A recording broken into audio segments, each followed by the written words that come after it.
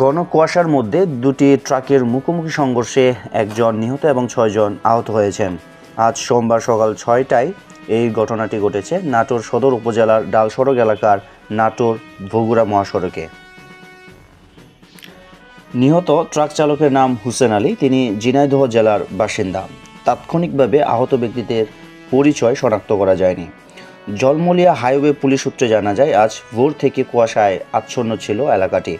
সকাল 6টার দিকে নাটোর বগুড়া মহাসড়কের ডালসড়ক এলাকায় বিপরীতমুখী দুটি ট্রাকের সংঘর্ষ ঘটে।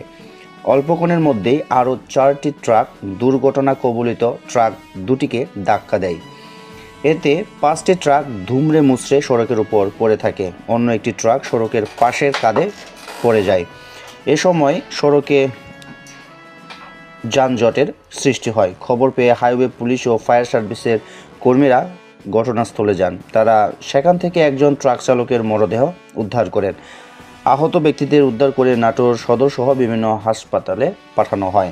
আহত ব্যক্তিদের মধ্যে অন্তত 3 জন গুরুতর বলে জানিয়েছেন পুলিশ।